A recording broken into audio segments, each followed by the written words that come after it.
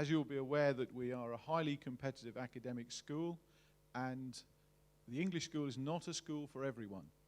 It is a school for those who can cope academically with the demands and rigors that the education here has on offer. Now, I think it's probably sometimes we need to put that in context, and there have been some high achiever ceremonies in Cyprus for both Edexcel and Cambridge International Examinations recently, and in total we got 23 of those high achiever awards, and that's at both IGCSE and at A-level. And to put that in further context, one of our students who's now away at university, Despina Christodoulou, got the highest mark in the world for A-level mathematics. And while I'm on the mathematics, in 2014, we were the best school in the world for IGCSE mathematics. So not only do we compete here very favorably with other schools in Cyprus, we compete on the international stage, and we do very well at it. Not only are we good at mathematics, but one of our students managed to pick up both the English Language High Achiever Award here in Cyprus and the English Literature High Achiever Award at IGCSE this year. So, you know, we are a very, very highly talented school, if you like, and I am very privileged to be its headmaster, and I would also like to say that my challenge is to make it a better school than it is today. It is not a perfect school, and any headmaster who stands up and says that his school is a perfect school should be retiring, and I'm not planning on that just yet. So we have more to do. We are continually trying to improve what we do here at the English school, and I am supported this evening by all of my senior staff, and I am going to introduce them one at a time now. My deputy headmaster, who is a gentleman of many years standing at the English school, Dr. Chris Mavromatis. Good evening to you.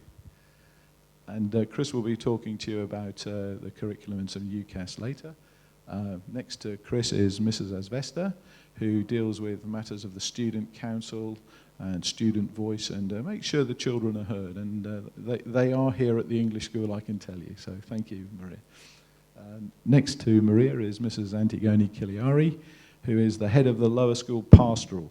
And that's obviously a challenging job with young students coming from all over Nicosia and beyond to the school, and she has to blend them into a manageable group. So, and next to Mrs. Kiliari is Mr. Yorgio, who is head of the upper school pastoral. He deals with the students in years 4 to 7, and he has slightly different challenges to Mrs. Kiliari. And on the end is Mrs. Pantelides, who deals with lots of things, including examinations, admissions, and organising evenings like this. And she'll be taking over from me in a little while. At the front here, we have 2 students, and I like to get them to stand up and embarrass them a little. It's one of my power moments over our head boy and head girl, so please stand up. We have Yolandi, who is a very talented all-round person and keeps the headmaster on his toes, and Onat, who is part of the head boy, head girl team, and I think keeps Yolandi on her toes and doesn't let her get all her own way, although she would like it. So, and they're going to speak to you later, and they'll be part of the question and answer as well, because you know, the whole purpose of the evening is for you to get the answers to those questions you'd like to. So I'm going to hand back to you, Mrs. Pantelides, and you can take over from here. Thank you. Thank you very much. Now, Dr. Mavromatis, who's actually a chemist as well, it's his speciality, is going to speak about the curriculum and an overview of the school for you. And I know he has a PowerPoint as well. So I'm hoping the lights will go down on the stage.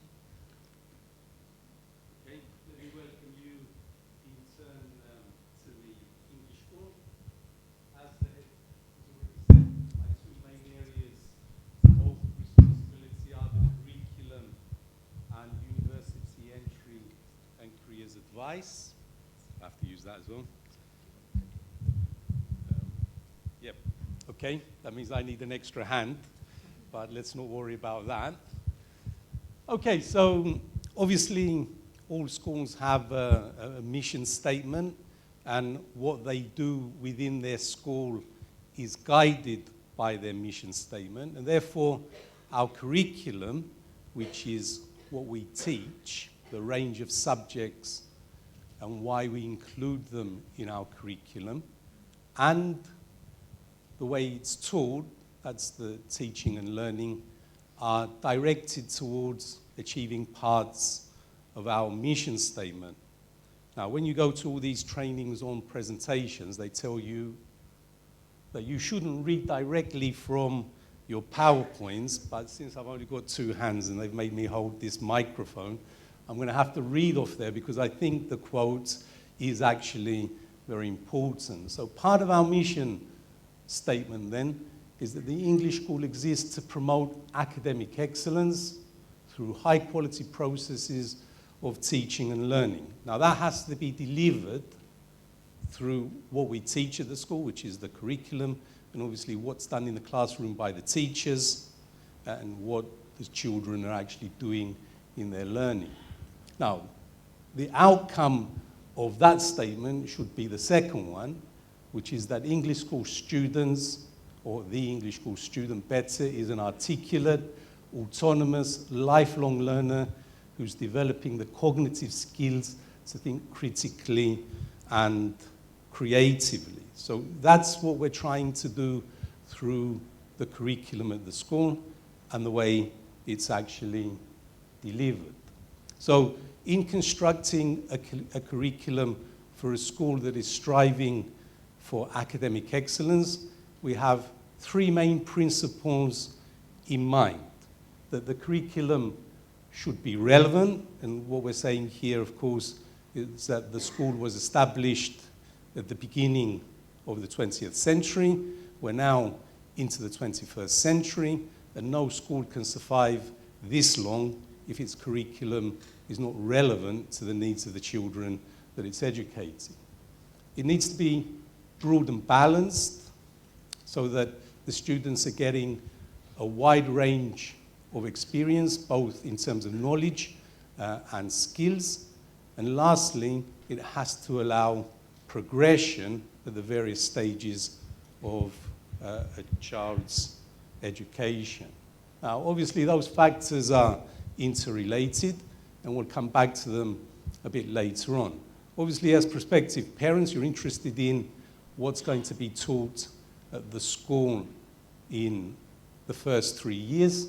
So there are the subjects: English, maths, the children's native language, either Greek or Turkish, science, history, geography, French, which begins in year 2, ICT, music, design and technology, arts, citizenship, or global perspectives as it becomes in year 3, religious education, and physical education. We run what we call a 10-day timetable. That means it runs over 2 weeks. There are 60 periods in those 2 weeks. That means 30 periods a week, or 50 minutes. The school day starts at 7:30, and we've tried to end it consistently at 1:30, except for Wednesday when it finishes 10 minutes earlier at 1:20. And what's important for prospective parents is that we have a compulsory games afternoon for all the children and young adults in the school.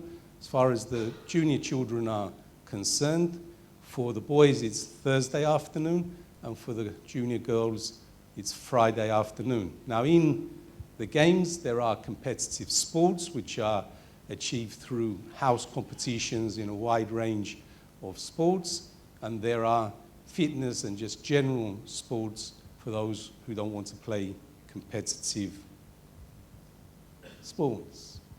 Okay, so these are the 4 stages of an education in an English medium school like the English school.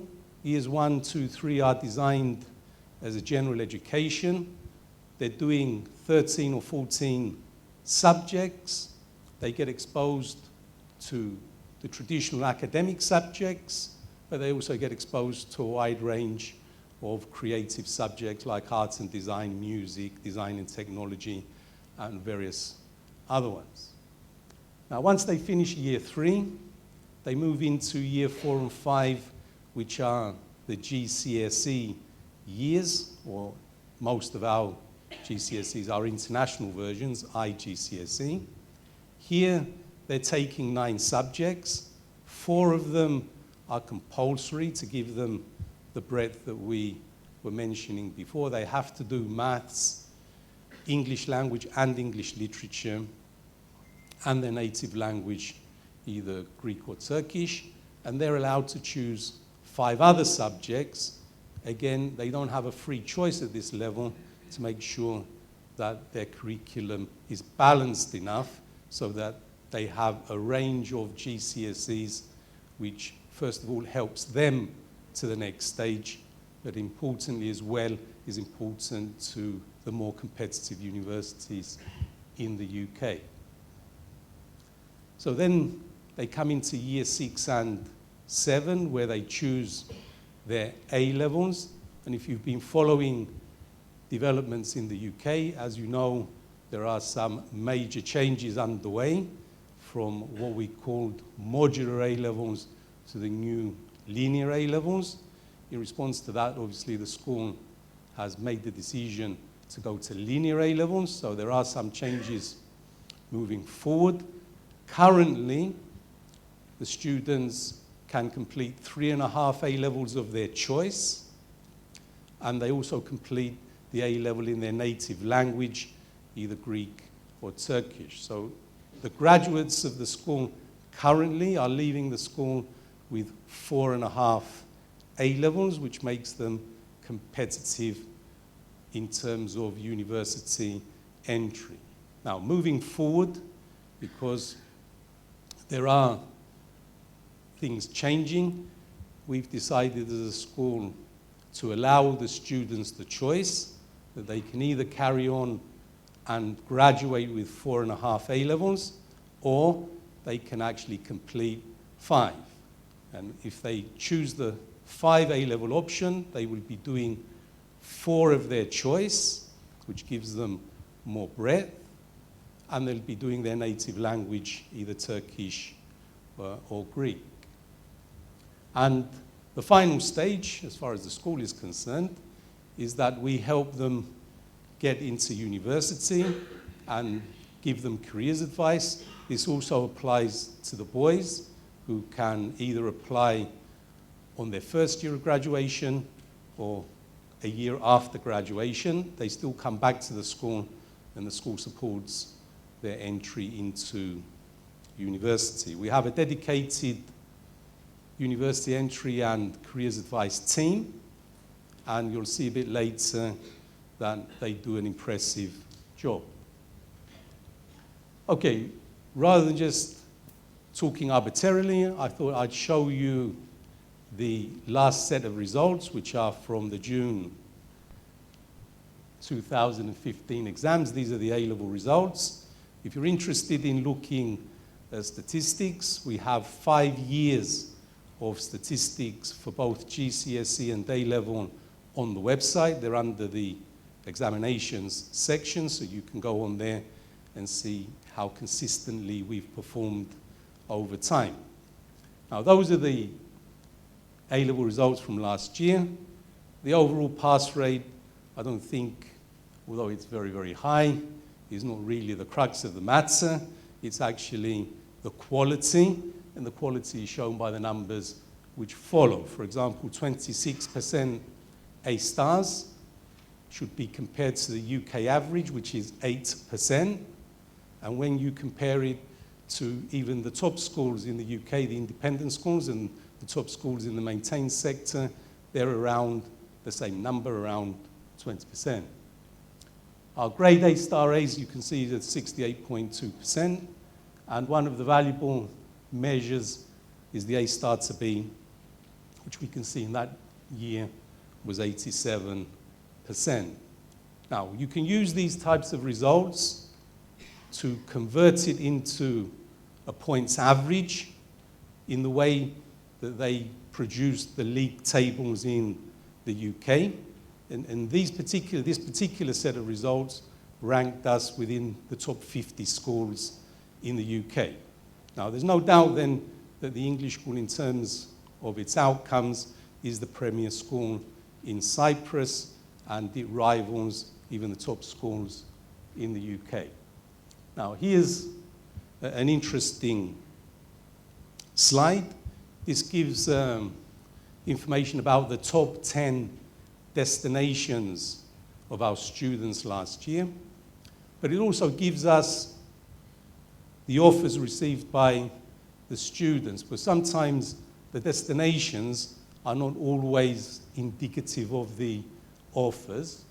And we can see there's some very competitive universities in there, like UCL, Queen Mary College, London, Edinburgh, Imperial, Cambridge, LSE, etc. I just wanted to say something about offers and places. If I can get this thing to work. Where is it? There it is. Okay. If, for example, we look here at Bristol, which is a very highly competitive UK university, we actually received 41 offers, but only 12 students took them up. And that's because obviously they have a range of universities. They can choose 5 universities, and they decided, although they got offers from a very good university like Bristol, that they would go somewhere else. And the same question was asked to us about Warwick, for example. Warwick is a very highly ranked university. It ranks well in the top 20 and top 10 generally. And here we've got Warwick. Where is it? It's a bit down the line here. 10. We've got 10 offers from Warwick, but only 3 students or 2 students took them up. So the destinations don't always actually reflect the offer. So the students, in a way, because of their ability, are being spoiled for choice. They can actually turn down top universities like Warwick, and they can turn down top universities like Bristol. I wish I was in that position when I was at school, but then I wasn't at a good school like this one. Okay. This is just another presentation of the last 5 years and the top 10 destinations. We're very lucky to get the vast majority of our students into the Russell Group universities, which are the 24 research-led universities in the UK. I'm not too sure if the color coding helps you very much, but the names are impressive, and we're very fortunate to get a large number of students into Oxbridge, but mainly Cambridge. These are our Oxbridge offers over the last 5 years, or that period there. 36, so obviously over a 5-year period we're averaging 7. The range is usually between 7 and 10. We're disappointed with our Oxford entry, which has been 0 for the last 3 years.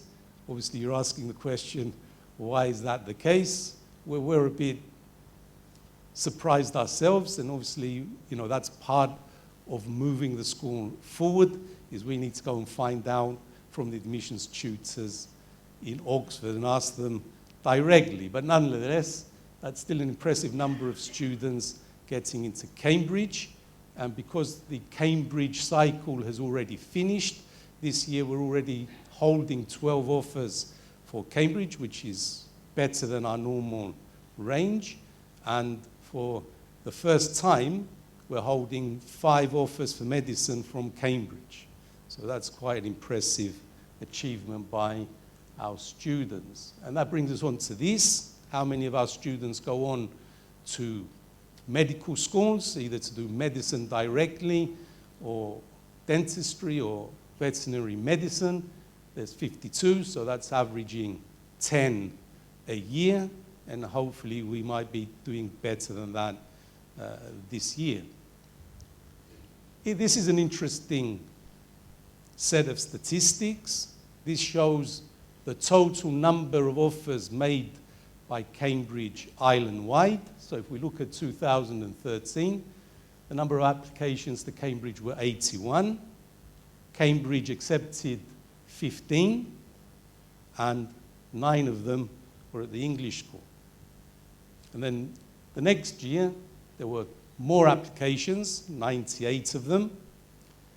Cambridge accepted 20 students, and 10 of them were from our school.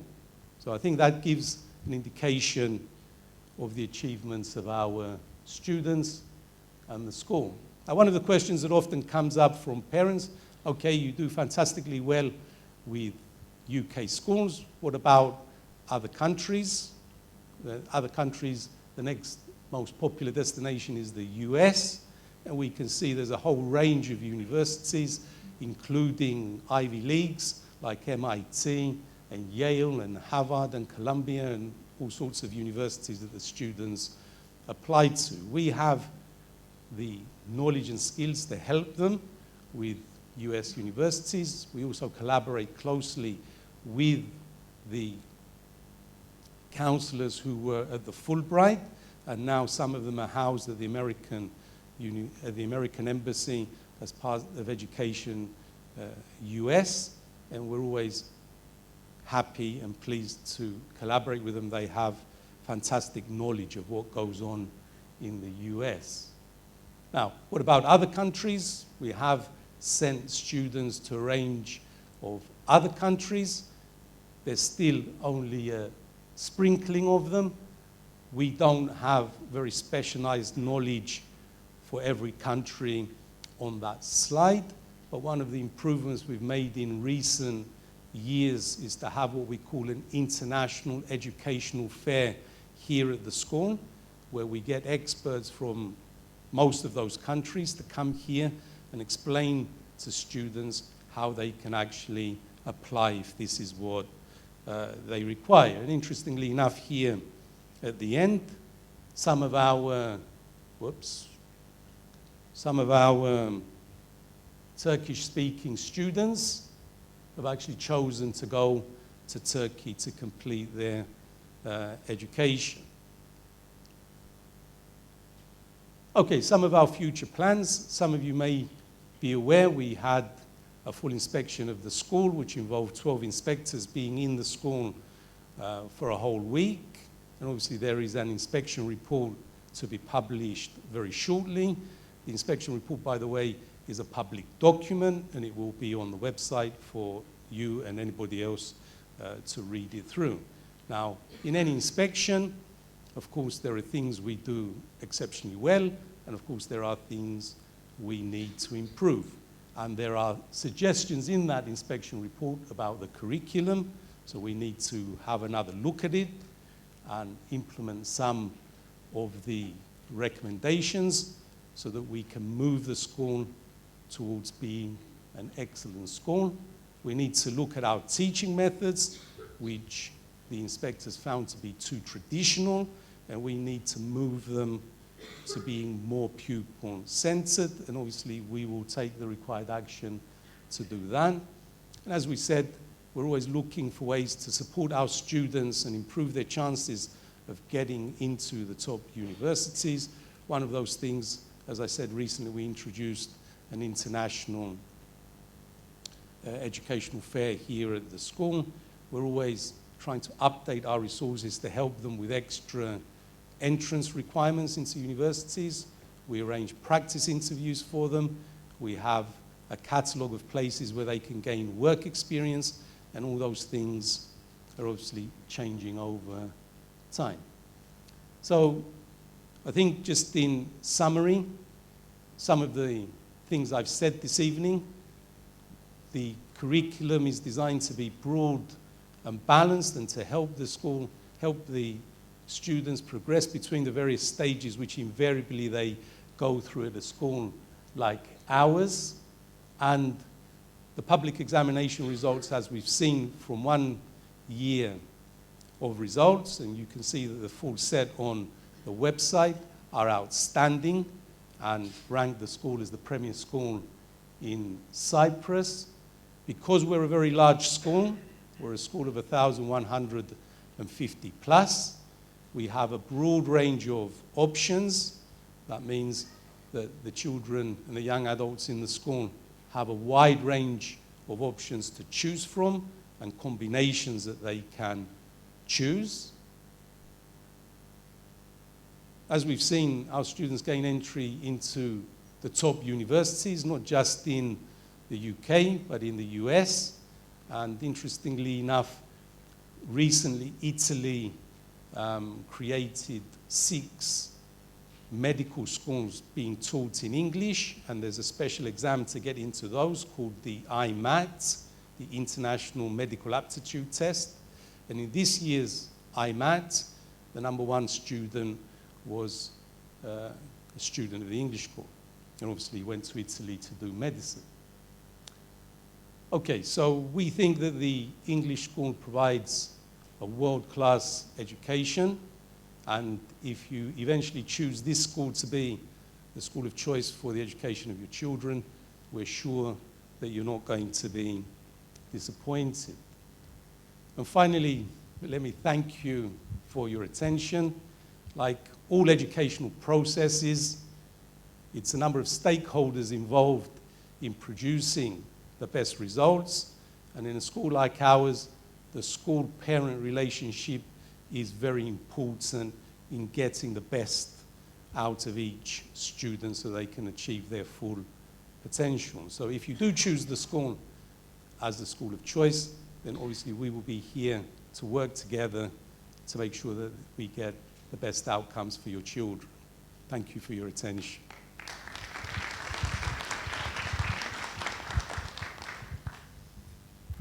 Thank you, Chris.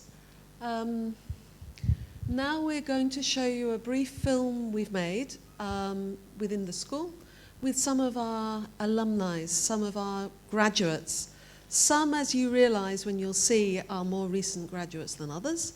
You probably have, Cyprus is a small place, friends, relatives, acquaintances in this film. Chris mentioned the fact that we haven't done so well with Oxford as in Cambridge, but one of the young men in this particular film actually went to Oxford, a student called Gorkem Chavli, some years ago, and he's in the film today. We've got all sorts of people doing all sorts of jobs. Not everybody is going to go to Oxford and Cambridge. Other people might excel in their profession as artists or journalists or musicians. Not everybody is going to be a doctor, an accountant, a lawyer, an engineer, although these are very, very obviously worthy professions. We also encourage students to excel in other areas, and you'll see here. So enjoy. Can we have the lights down, please?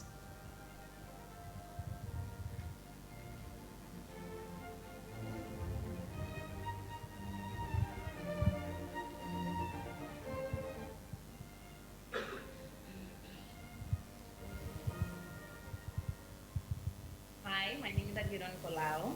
I graduated from the English school in 2008.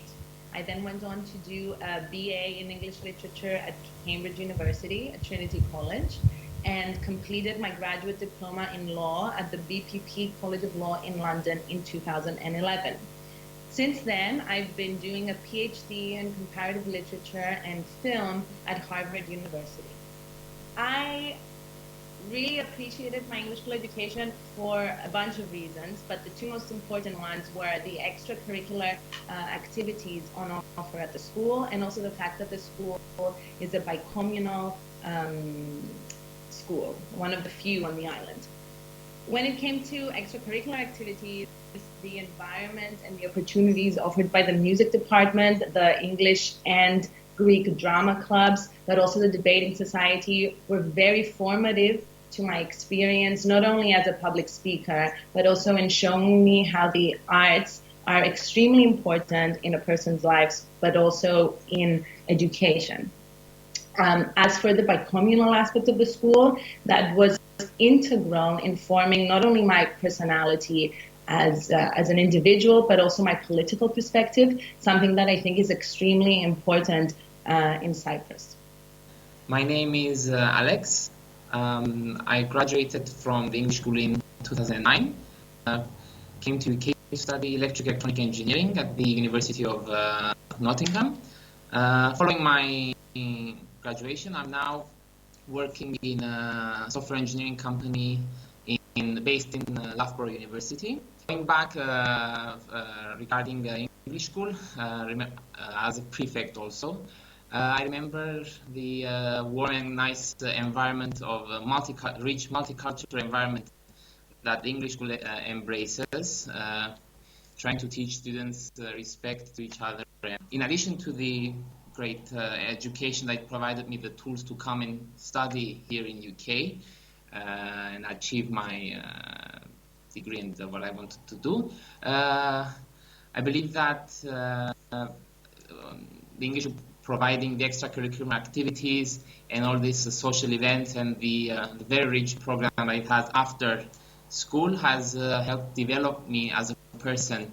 My skills from the debating and such workshops that I used to go and take part in, and also as a prefect helping other students, promoting awareness and anti-drug and things like that. So I believe it's not only the education level that was really helpful at the English school, but the whole environment with friends and all of this package was really a great experience for me before coming and helping me prepare for UK. Hi, my name is Nasia Haji Georgiou. I graduated from the English school back in 2006. Immediately after graduating, I went to UCL, the University College London, to study law. And after I finished with my undergraduate degree, I studied for my master's in law at the University of Cambridge. Then I worked for a year, and during that year I decided I wanted to become an academic. So I went on to do my PhD at King's College London, and shortly after that I came back to Cyprus and became a lecturer in law. I teach constitutional law and international law at UCLan Cyprus. I think my time at the English school helped me become the professional I am today in two main ways. The first one was the extracurricular activities we did here. So when I was a student, I was a member of the debating society, and through that society I was given the opportunity to go to the World Debating Championships in Canada. And I was also given the opportunity to go to the Hague International Model United Nations. And because I loved Thymon so much, together with a group of friends, we decided to start the Mediterranean Model United Nations, which took place for the first time in 2006 at the English school. Today, when I have students coming up to me at UCLan telling me that they participated at Medimon and they loved it, I feel extremely proud of what we did and what the school helped us do 10 years ago. The second thing that I think the school helped me with was the teaching experience. It was the experience with the teachers I had.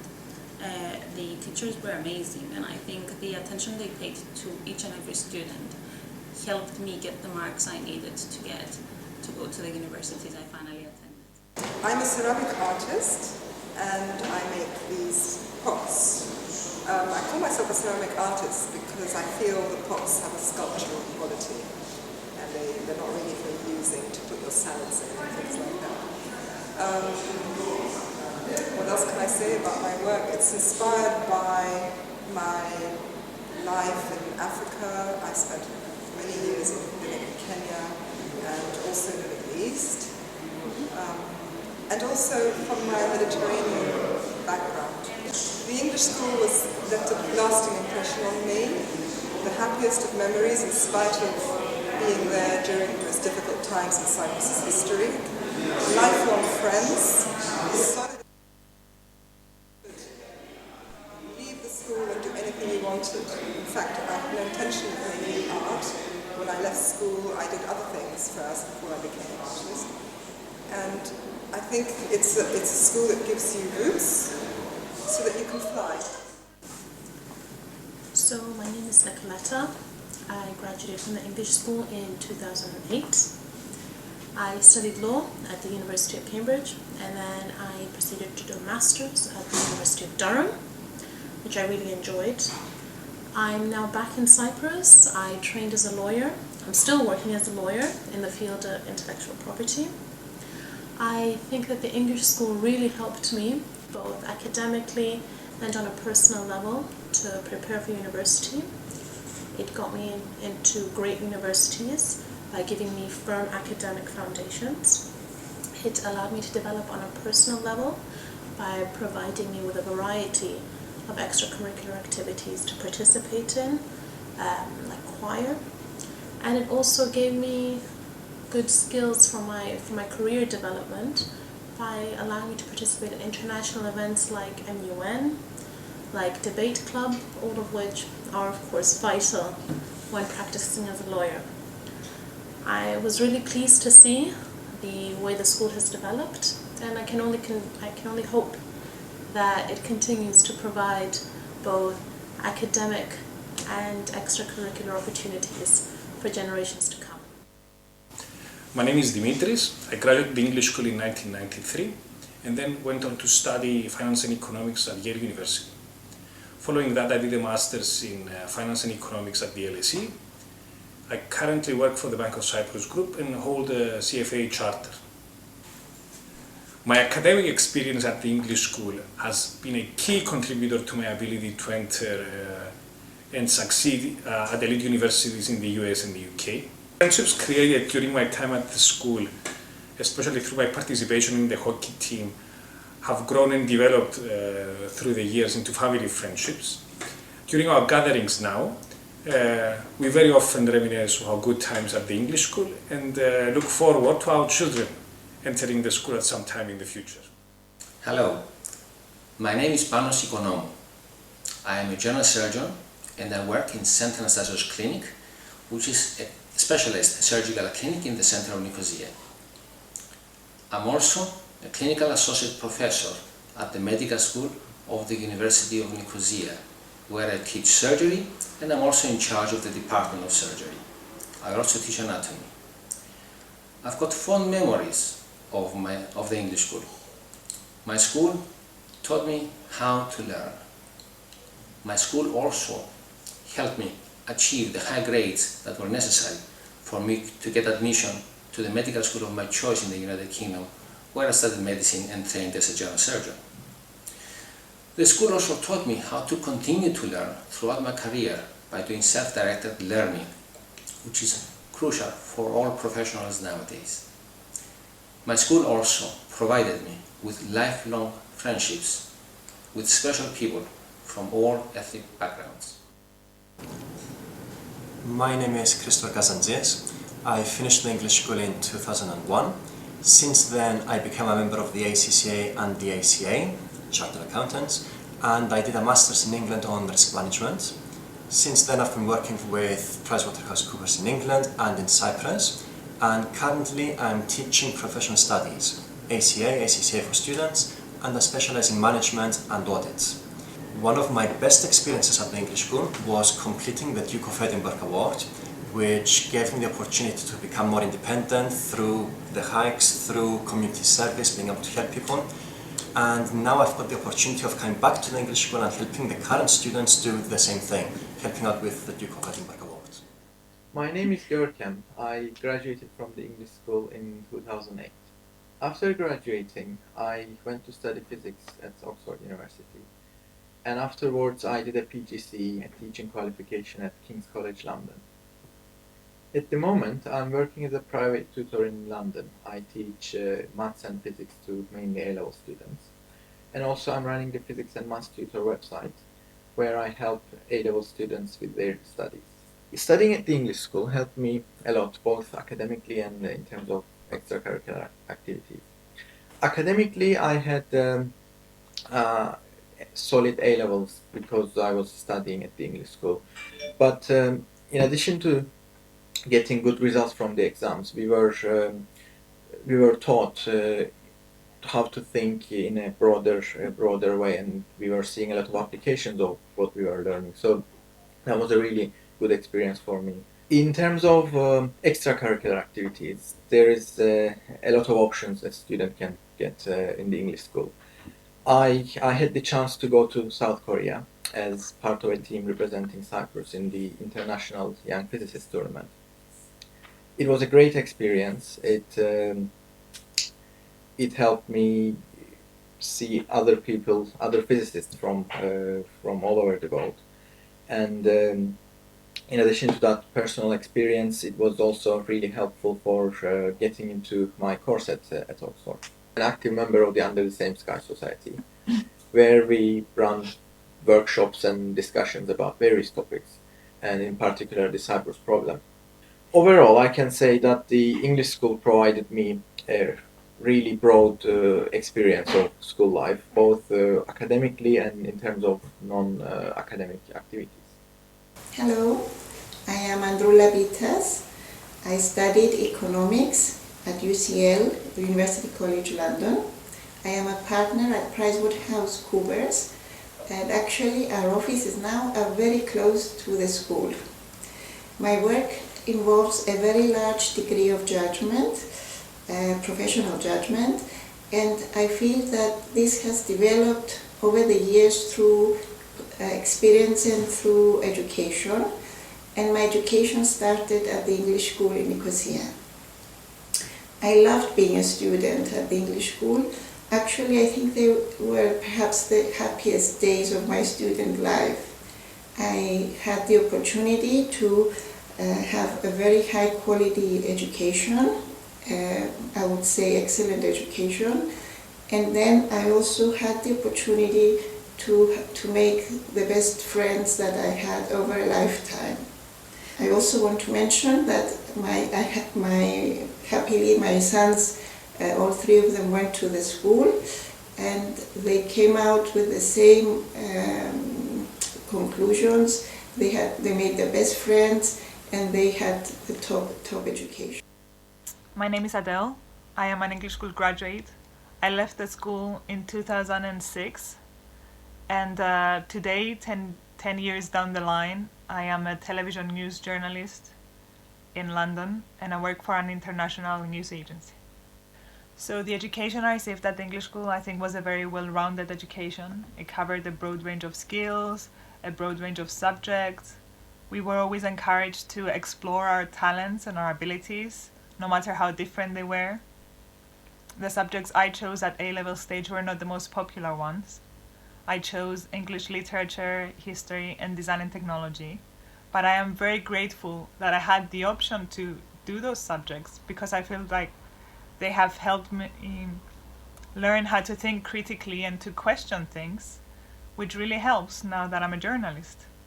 And they opened a window into an outside world that is not necessarily always accessible to a teenager growing up on a small island like Cyprus. So, when I left, I didn't really know what I wanted to study or what I wanted to become, but those subjects and my education in general helped set some very solid foundations for my life and career now. I am very grateful that I at least had those options, and they were there for me to take.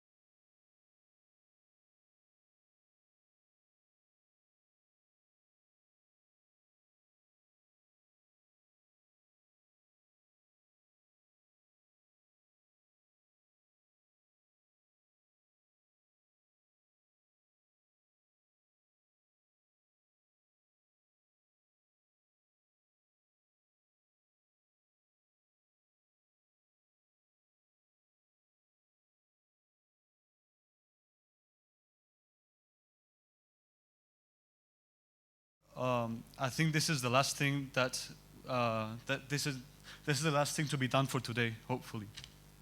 And given that we are really busy with our schedule, dealing with the student and school stuff in general, I then turned to her and said, we will never be done. And now realizing that Mrs. Bandelidis asked us to come here to talk about our experiences in the school, sadly reminds us of the fact that our time here is coming to an end, unfortunately. 7 years ago, I did not have any clue about the English school until my parents decided to send me here. The words I always kept on hearing about the English school were, like, this is the best school in Cyprus. This is where special students go. This school is academically exceptional.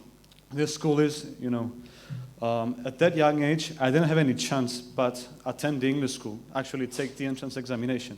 And so here I am now standing in front of you after 7 years.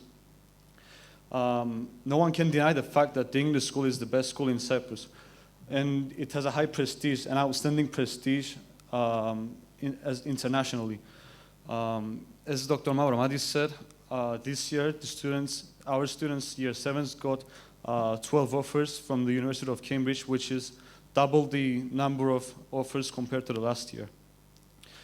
Which is, I think, good news for the parents, because I don't think the children are really attracted to this number of offers as the parents. But I think that the number of offers shouldn't be the only reason why you should send your children to the English school. And you're going to ask why.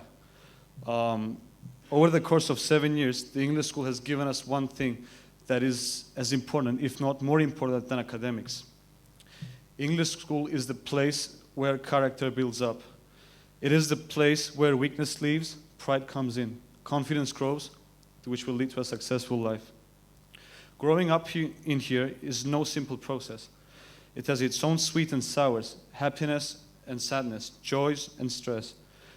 We were all challenged. We were all challenged when it came to academics, athletics, arts, music, public speaking, cultural and ethnical differences. We all dreamed, succeeded, and even failed. But that's how we learned, because that is how we were taught to learn here. I think education is not just about academics, but also raising mindful individuals. Since day one, our teachers watched out for us, just like we watched each other grow. We little kids have now become 18, 19-year-olds. And we are strong as a lion, dynamic as an engine, and we're almost ready to take on the world. And we will continue to dream. Thank you.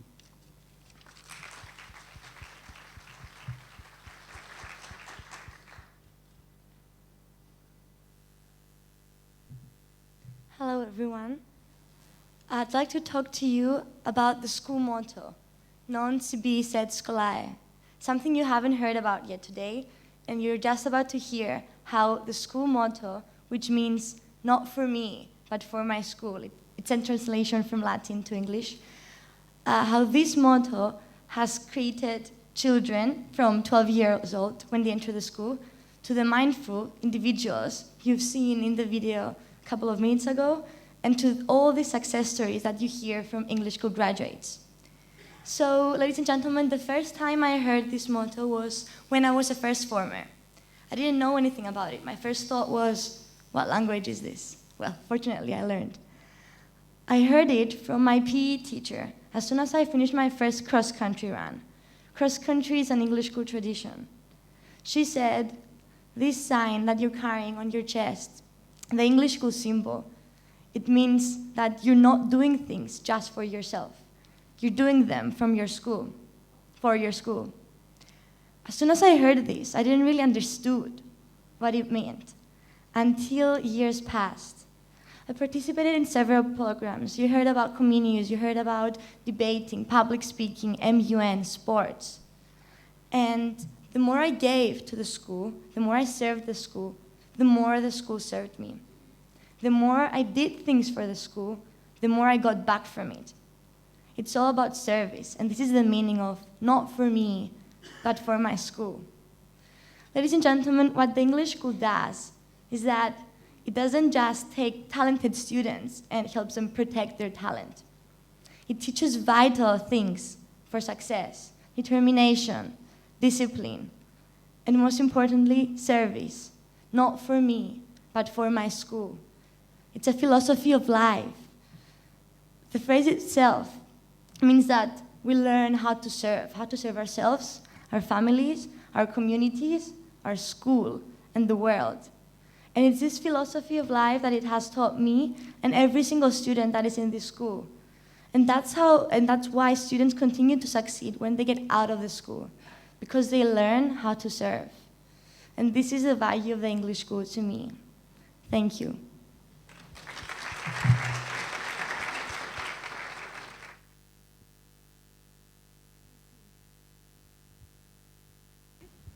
Thank you on that, and Yolandi. We'll certainly remember both of them for a long time. They've been working as a very good team, from what I understand. What we're going to do now is to have a short question and answer session. We've got a time for a few questions, and then after that, you're very welcome to ask us individually, as members of the SMT, other questions in a more informal environment. Very kindly, our Parents Association have provided drinks and snacks, so you're very welcome to ask us other questions afterwards. But let's start with the first question. General questions that people would like to ask about the school. Yes? Well, I think we can hear. This is Christina, by the way. Yeah. Christina is our new admin person for admissions. Her telephone number is on the roundabout, the school office, so she can handle a lot of questions to do with the nuts and bolts of putting your application in. Yeah. Thank you. One question from the previous session. Is there a minimum grade for passing the exams for each of the 3 subjects? For example, if somebody writes 30 in mathematics and 90 in Greek and 90 in non-verbal, is it pass or fail? Second question, last year, when I was at the same meeting, because my first daughter is now grade Form 1, there was a discussion about the possibility of introducing IB. Is there any progress concerning this matter? And first of all, we look at the grades overall to see where the students are. Obviously, the first challenge is to get in the marks. We collate them, and we compare them with previous years, and we want to maintain our standards.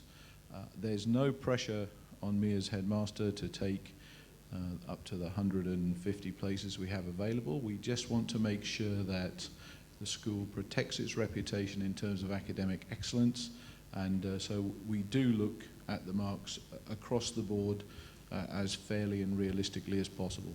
Now, obviously, there would be a little variation in the languages and the maths from year to year, so that there isn't a factor in each of the years. So I think we just have to be realistically, and obviously as an academic myself, we have a feel for the ones which can cope with the education at the English school, because what we don't want to do is have students who then can't cope and have to move.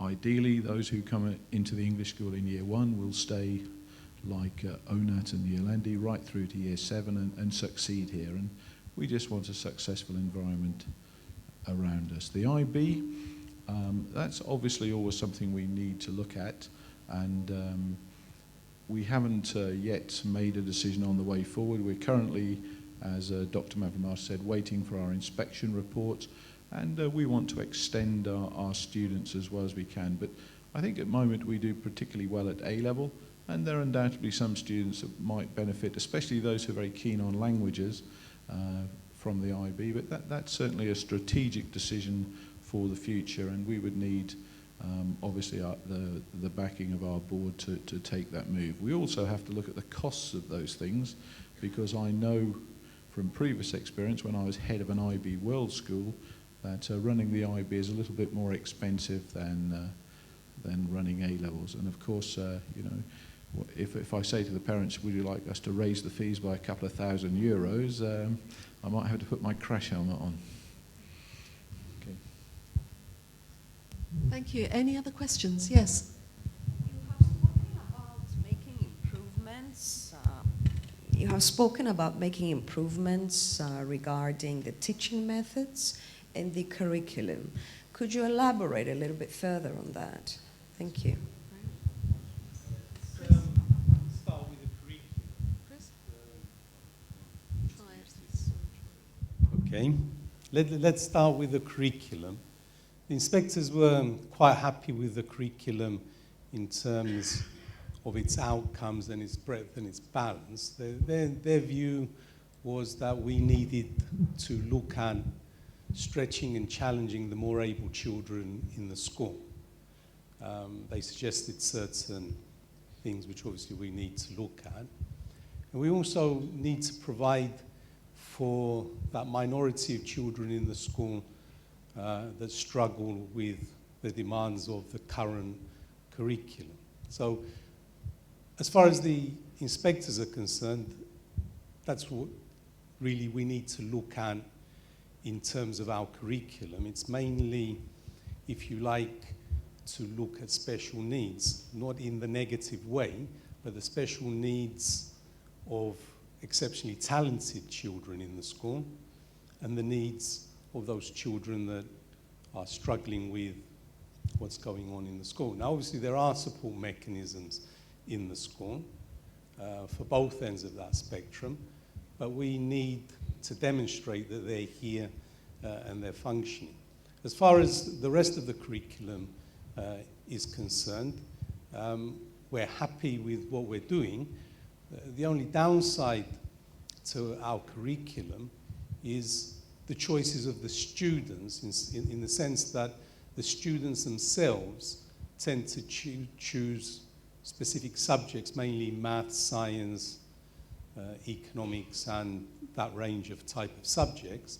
And sometimes the more creative subjects get squeezed down simply because they're not being chosen by the students. So if, for example, we have children in the school that are on the more creative side, when we come to run our options, although we run we offer all the options, including music at GCSE and A level, and physical education at GCSE and A level, design and technology, arts and design. So all these creative subjects are there for the students to choose. Unfortunately, sometimes they don't run. Now, that's not something, if you like, that we can do very much about, because that's a choice, that the students make. But nonetheless, it's something which is not of concern to us, but it's something that we would like to strengthen. So I think that's generally, what is to do with the curriculum. The idea of improving the teaching and, by extension, the learning, that, of course, is an ongoing process which began 5 or 6 years ago, with an attempt to introduce into the school assessment for learning techniques. And we've had a lot of staff training, especially from professors from the University of Cyprus, to help us move the way we teach from what we called schooling, which is the more traditional method of teacher-led teaching, to more education, which has assessment for learning techniques and is more pupil-centered. And as I said in the presentation, this was an observation by the inspectors who found that the teaching was good to excellent. In fact, they said themselves that 1/3 of the teaching was excellent, and some of it was actually inspirational. So there's a lot of good teaching going on in the school, but we take the message that we do need to move the education from a traditional based type of lecture style teaching, which is based on the teacher-centered, to a more pupil-centered styles of teaching. Obviously, this will be an ongoing process. It's not going to happen from one day to another, but the school has, over the last 5 or 6 years, actually moved the school quite a way forward, but of course we've still got some way to go. Okay? Yeah. In terms of the curriculum and assisting students who are either gifted or who need the extra help.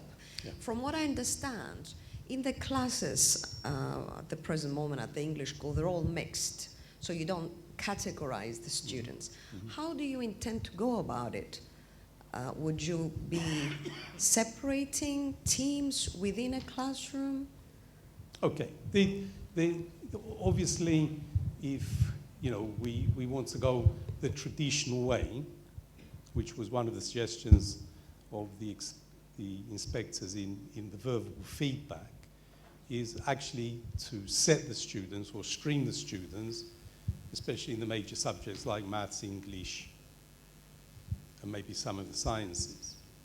The issue with streaming students is that we also need to take into account the cultural environment in which the school operates, and also the nature of the school, that it's a very narrow range of abilities, except for the two extremes that we've talked about, very gifted children or those children that need extra support.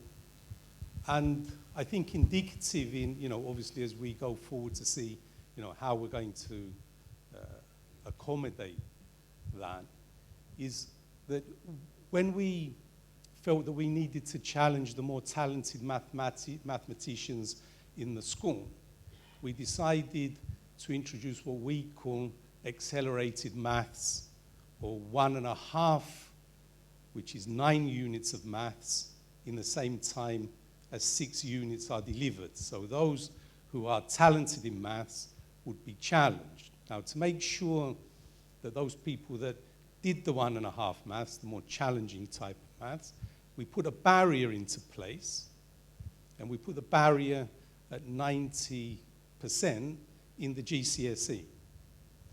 And eventually, we ended up creating,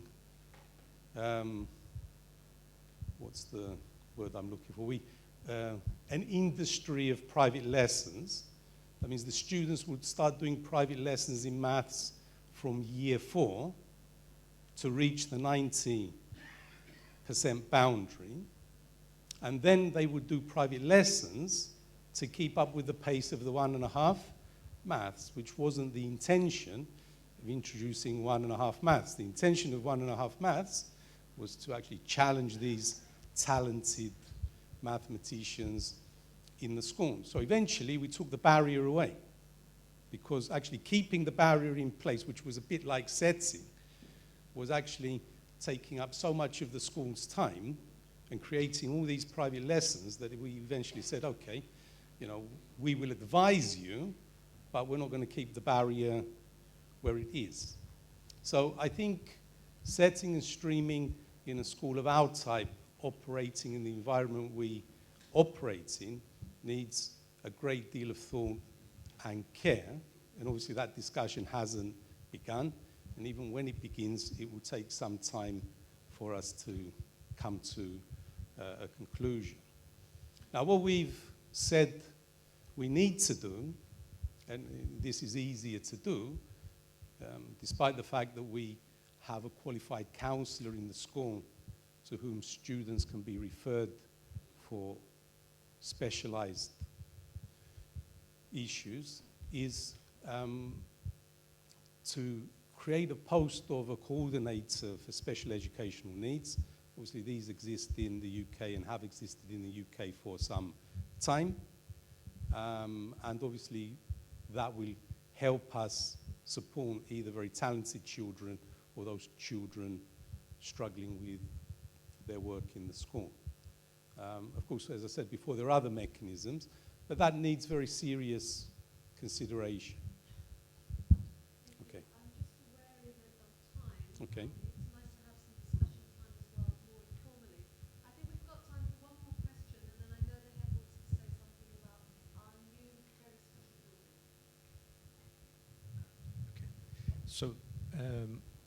I'm glad you brought up the private lesson issue, because that was my question, basically. Do you find that a typical student can achieve those high grades in external exams with 6 hours a day of teaching contact time, or do you find that a lot of them need to take extra lessons? And if they do need to take extra lessons, do they do it here or somewhere else? Is the first question. The other one is about US exams. Do you have courses for SATs and TOEFL? Thank you. Okay, I'll deal with the first part of the private lessons. Dr. Mavromatis will deal with the US question. To me, as a Brit, there's been some confusion between what I would call a private lesson and additional practice. Now, from what I understand in my time in Cyprus, lots of what you call private lessons, I just call additional practice. They're not really doing the teaching, and the students are really sitting down doing some past paper practice, which most of us would have done either at our school, for those of us like me who went to a boarding school, or those who went to day schools would have done under the guise of their parents. And perhaps there's issues with parents being busy and needing supervision there to make sure their students do the practice. So that's one side of that. Now, there are plenty of students in the school who don't have private lessons. The phrase "everybody does private lessons" came to me on my very first day in charge of the school by a young girl.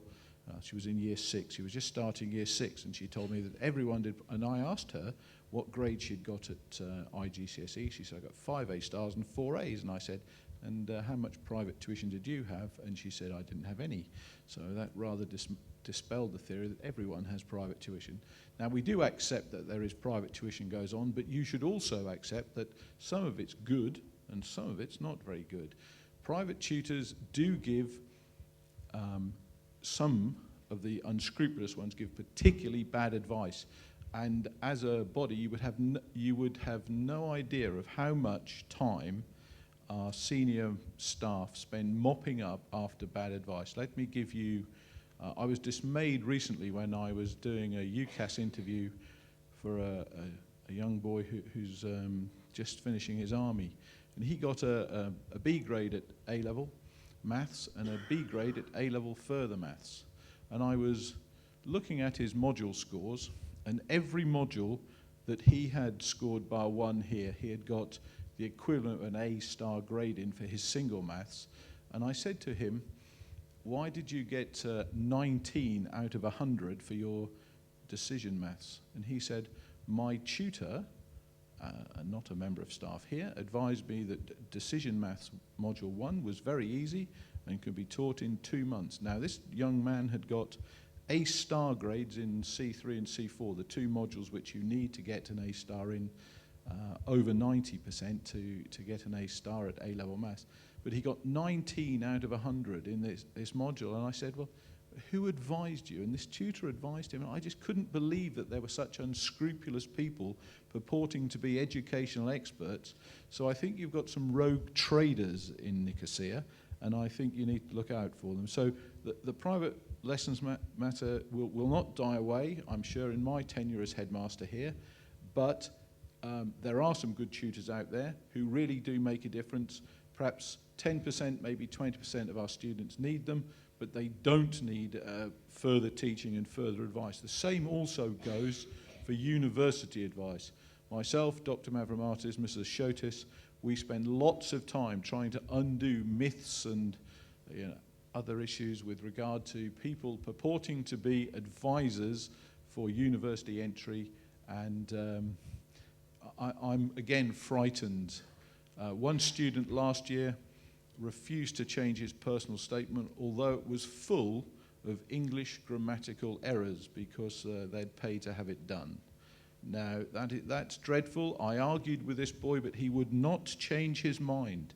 Obviously, the person they'd gone to for advice was now I'd paid for it.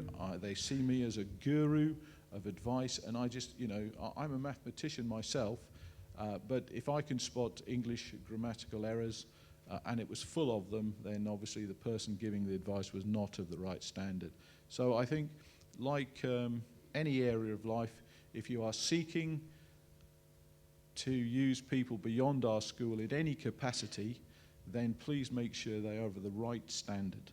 Otherwise you will be very disappointed, and so will I, because my business, if you like, is to allow children to reach their full potential in whatever they want to do in life, and the challenge here at the English School is to make sure we facilitate that in whatever way we can. On to the question about the University for the America. Dr. Mavromatis is our man who deals with these things. Okay. As you probably recognize, we don't have a big demand for US universities. This year it's been unusually large. We've got about 15 applicants. It tends to be more in the range of 5 to 10. Our experience shows that to do well in the SAT-1s, and especially the maths and the non-verbal reasoning, is that you don't need any further practice. We know that from experience. That means the SAT exams, from our experience, are somewhere between the ability range and knowledge base of about year 5 in the school and year 6. So if the children begin to take their SAT exams, because those people that know about SAT is that you improve with sitting them, and the universities don't discriminate for resits. They actually take the best results from however many times you've taken them.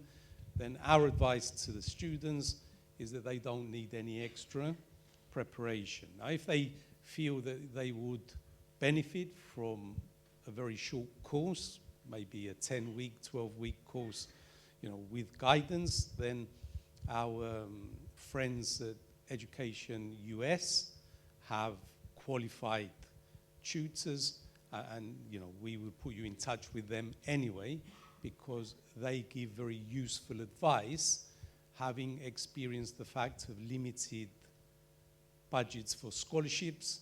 They know some very high-powered schools in the US at very reasonable fees, which we don't have that sort of knowledge to guide our students. And my own son was educated in the US against my advice, because that's what teenagers do. And now he is an applicant, and he's already got a few offers coming through. So I don't think that evidence shows that they need very intensive training in SAT exams.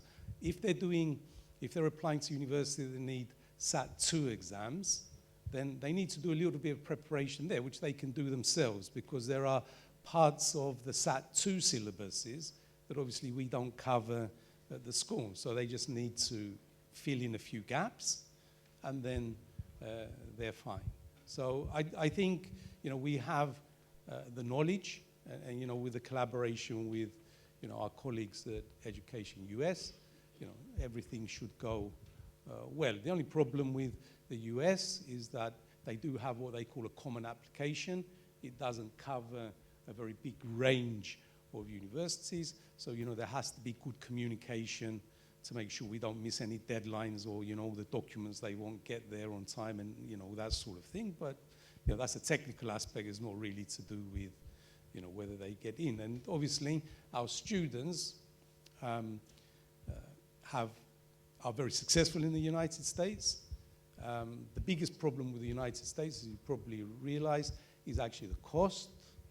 I know from personal experience, but the idea is that even if they apply to MIT, where the fees get close to $50,000 and they get half a scholarship, it's still $25,000, which if you can go to the UK for 9,000 sterling and get the student finance, which is a loan to the student, all these things that families need to think about when they're making these decisions. But the school, as we said before, is here to help, and although we may feel they don't need very specialized training, if this is what they need, then as we said, we've got our colleagues at Education US that can point us in the right direction, of the students better. Thank you, Chris. Graham's going to say something about the new building. And we've got a picture of the new building that will come up eventually on the screen in our photo montage. Obviously, you know, the English school's been here a long time, and behind the scenes there's lots of hard work that takes place before things actually happen. But many of you may know that we have successfully secured around about 4 million euros to undertake a new building, which will take place in the area out here. We hope that that will start sometime this summer. It's the whole project will take about 2 years. We'll obviously be managing that very carefully, but we do feel that we need to upgrade some of our teaching facilities, the accommodation for our staff and students, and obviously this is just an image of what one thinks it will be looking like, but hopefully it will appear and be ready for open and for full use by September 2018. It may be ready before that, but who knows if there are going to be any delays in the pipeline between now and then. So we are continually looking to improve facilities for students and staff, and certainly in the next few years we look to try and develop our facilities even further.